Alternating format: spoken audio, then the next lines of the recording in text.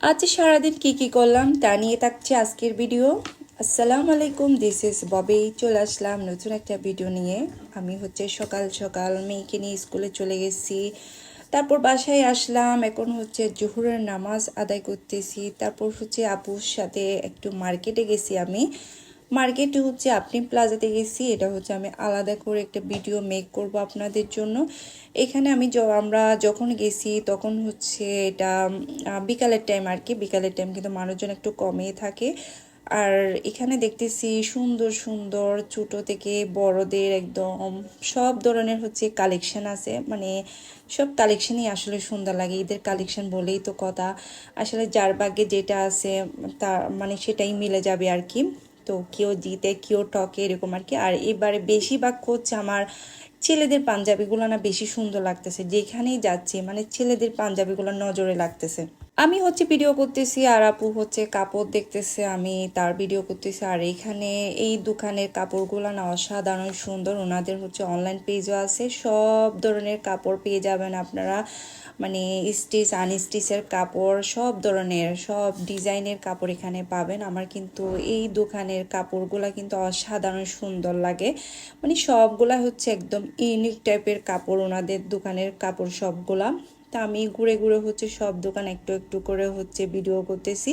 দেখতে পাচ্ছেন একদম মানুষজন কিন্তু কমই ছিল। আসলে মানুষজন কম থাকলে ভালো লাগে।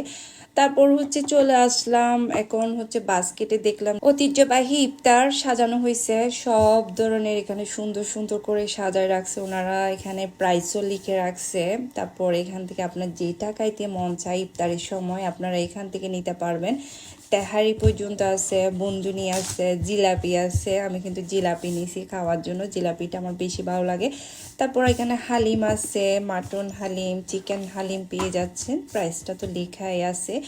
আর ইফতারের টাইমে হালিম থাকলে না অনেক বেশি ভালো লাগে। তারপর একটু ভিতরে ঢুকে আমি একটু ভিডিও করতেছি। এখানে ওনারা গিফট বক্স মানে সাজানো হয়েছে। অনেকে ইফতার রোজাতে গিফট করে। এখানে সব ধরনের ছিল, মানে হালিম হতে নিয়ে সব ধরনের প্যাকেট ছিল এখানে।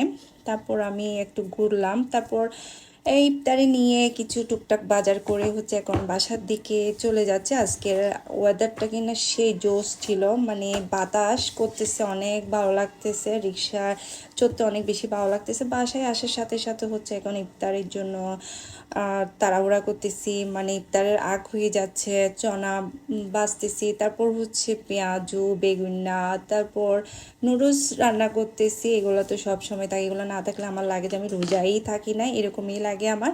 তো আপনারা যেখান থেকে আমার ভিডিও দেখতেছেন অবশ্যই লাইক কমেন্ট শেয়ার দিবেন অ্যান্ড কমেন্ট করবেন। আপনাদের কমেন্ট পেলে না আমার অনেক ভালো লাগে।